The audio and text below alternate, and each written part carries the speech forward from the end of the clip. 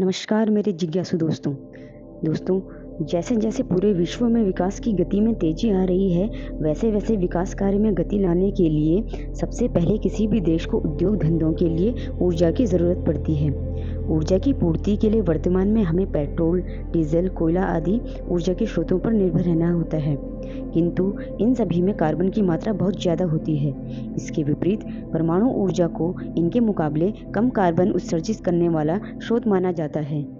किसी भी राष्ट्र के संपूर्ण विकास के लिए बिजली की पर्याप्त तथा अबाधित आपूर्ति का होना अति आवश्यक है।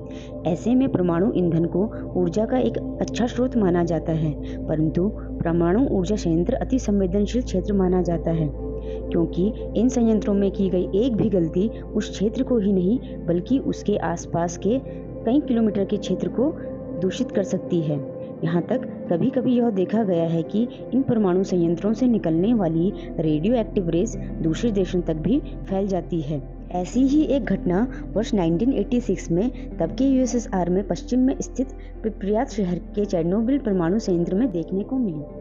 चेर्नोबिल आपदा 1986 परमाणु ऊर्जा उत्पादन के इतिहास में सबसे बड़ी आपदा थी। चेर्नोबिल पावर स्टेशन की बस्ती में स्थित था प्रिप्यात। चेर्नोबिल शहर से 16 किलोमीटर उत्तर पश्चिम में और कीव शहर से 104 किलोमीटर उत्तर में। स्टेशन में 4 रिएक्टर शामिल थे, जिनमें से प्रत्येक 1000 मेगावाट बिजली का उत्पादन करने में सक्षम था। आइए जानते हैं चेर्नोबिल कहाँ और किस देश में स्थित है। वर्ष 1991 से पहले, जब आज का रूस और तब का सबसे शक्तिशाली व दुनिया का सबसे बड़ा देश जो यूएसएसआर यानी union of Soviet socialist Republic के नाम से जाना जाता था, यूएसएसआर में कुल 15 देश थे, जो अमेरिका को टक्कर देने वाला एकमात्र देश था।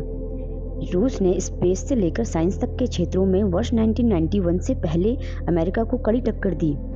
वर्ष 1991 तक चेर्नोबिल यूएसएसआर में स्थित था, लेकिन 1991 में यूएसएसआर के विघटन के बाद चेर्नोबिल यूक्रेन के पास चला गया। यूक्रेन सहित ये सभी 14 देश 1945 से लेकर 1991 तक यूएसएसआर के पार्ट थे, लेकिन 1991 में यूएसएसआर के विघटन के बाद ये सभी देश स्वतंत्र हो गए। वर्तमान में यूक्रेन की राजधानी कीव है। यूक्रेन की राजधानी कीव के नॉर्थ में स्थित है चेर्नोबिल, जिसको आप इस मैप में स्पष्ट रूप से देख सकते हैं।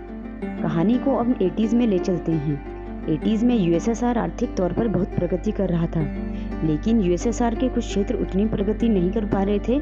इसके विपरीत यूएसए के टेक्सास, कैलिफोर्निया बहुत तेजी से विकसित हो रहे थे। यूएसएसआर की सरकार द्वारा ये निर्णय लिया गया कि यूक्रेन, जो उस समय यूएसएसआर का ही हिस्सा था, उसमें एक सिटी बसाएंगे, जहाँ पे सरकार द्वारा लोगों को बसाया जाएगा और वहाँ पे इकोनॉमिकली एक्टिविटी होंगी जो देश की आर्थिक प्रगति में सहयोग करेंगी। जो शहर बसाने का निर्णय यूएसएसआर ने लिया, उसका नाम रखा गया प्रिप्यात। प्रिप्यात को एक मॉडर्न हाईटेक सिटी बनाना था। जाहिर है इसके लिए इलेक्ट्रिसिटी की जरूरत पड़ती। प्रिप्यात के पास ही एक छोटा सा गाँव था, चेर्नोबिल। सोवियत संघ की सरकार द्वारा निर्णय लिया गया, यहीं पे बनाया जाएगा चेर्नोबिल पावर प्लांट। प्रिप्यात, जिसे प्रिप्याट के नाम से भी जाना जाता था, उत्तरी यूक्रेन में एक अबैंड सिटी है। ये शहर बेलारूस की सीमा के पास स्थित है। शहर के पास ही बहने वाली नदी प्रिप्यात के नाम से ही इस फ्यूचर सिटी का नाम प्रिप्यात रखा गया। इस शहर की स्थापना 4 फरवरी 1970 को नॉर्वे एटम ग्रिड, जिसे सोवियत संघ में एक प्रकार का बंद शहर कहा जाता है, के रूप में की गई थी, जो पास के चेर्नोबिल परमाणु ऊर्जा संयंत्र की सेवा के लिए था, जो पास के भूतिया शहर चेर्नोबिल में स्थित है। 1979 में प्रिप्यात को आधिकारिक तौर पर एक शहर घोषित किया गया था और चेर्नोबिल आपदा के एक दिन बाद 27 अप्रैल 1986 को जब इसे खाली कराया गया, तब तक इसकी आबादी लगभग 39,000 हो गई थी। प्रिप्यात का कुल क्षेत्रफल 3 वर्ग मील है, जो 8 किलोमीटर के दायरे में फैला हुआ था। अब प्रिप्यात की आबादी 0 है। प्रिप्यात एक ऐसा सुनियोजित शहर था जिसमें मनोरंजन पार्क, मॉल, स्विमिंग पूल जैसी अन्य सुविधाएं मौजूद थी। प्रिप्यात मनोरंजन पार्क में स्थित प्रसिद्ध फेरिस व्हील का उद्घाटन आपदा के 5 दिन बाद होना था, लेकिन उद्घाटन से पहले ही दुनिया को हिला देने वाली घटना यूएसएसआर में घट गई। प्रिप्यात में एज्योर स्विमिंग पूल और अवन हार्ड स्टेडियम 2 अन्य लोकप्रिय पर्यटक स्थल थे। आइए जानते हैं चेर्नोबिल में 26 अप्रैल की रात को क्या हुआ था। 26 अप्रैल के तड़के लगभग 1:30 बजे प्लांट की बिजली गुल हो गई। इसके बाद दिन में इस बात की जांच के लिए एक नियमित अभ्यास किया गया कि क्या बिजली गुल होने से प्लांट के आपातकालीन वाटर कूलिंग सिस्टम काम करेगा या नहीं। लेकिन कुछ सेकंड के भीतर ही रिएक्टर नंबर 4 में अनियंत्रित भाप के रूप में दबाव बनने लगा और चेन रिएक्शन नियंत्रण से बाहर हो गई। भाप के इस दबाव के चलते रिएक्टर की छत उड़ गई। इससे रेडिएशन और रेडियो एक्टिव मलबे का गुबार बाहर निकलने लगा। 2 से 3 सेकंड बाद ही एक दूसरा धमाका हुआ और अतिरिक्त ईंधन बहने लगा। ग्रेफाइट रिएक्टर कोर में लगी आग के कारण बड़ी मात्रा में रेडियो एक्टिव सामग्री एटमॉस्फेयर में फैल गई और हवा के माध्यम से कई मील दूर तक फैल गई। रिएक्टर नंबर 3 की छत पर आग लग गई और अब प्लांट में खतरा मंडराने लगा। परीक्षण की वजह से ऑटोमेटिक सेफ्टी सिस्टम को बंद कर दिया गया था, जिसको एक भारी चूक माना जाता है। विस्फोट होने के बाद दमकल कर्मी तुरंत आग को बुझाने में लग गए। अचानक हुई इस घटना ने दमकल कर्मियों को रेडिएशन से बचाने वाले उपकरण पहनने तक का मौका नहीं दिया।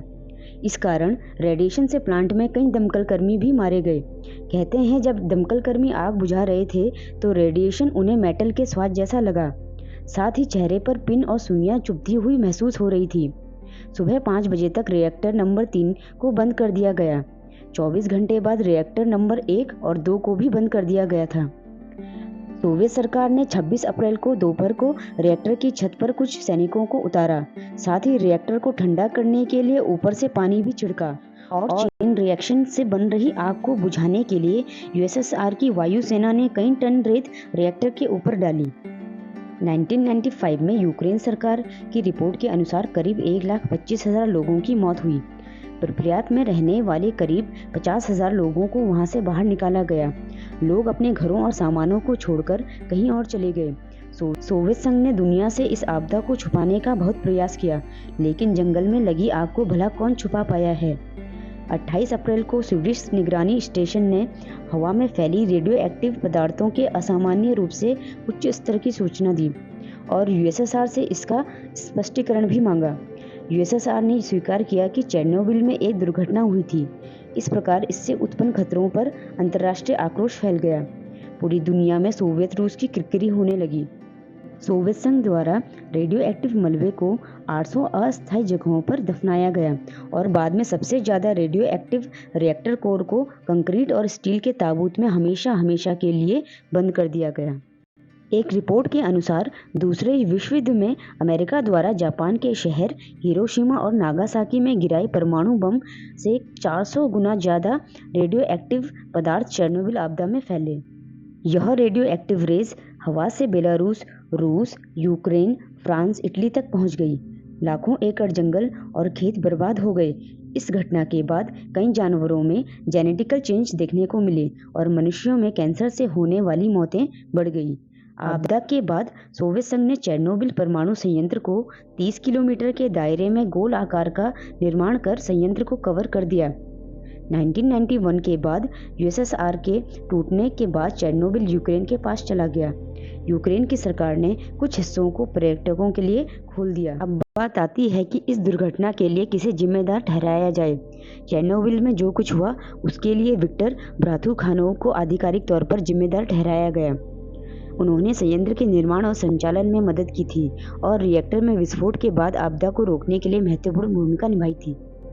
4 फरवरी 2020 को पिपरियात के पूर्व निवासी पिपरियात की स्थापना की 50वीं वर्षगांठ मनाने के लिए पिपरियात पहुंचे। 1980 के बाद ये पहला ऐसा मौका था जब वहां के पूर्व निवासी वहां पर गए हो। दोस्तों, ये जानकारी आपको कैसी लगी इसका कमेंट आप कमेंट बॉक्स में कर सकते हैं और वीडियो को लाइक और शेयर करें। इसके साथ ही मेरे चैनल ट्रू फैक्ट को सब्सक्राइब करना ना भूलें। धन्यवाद।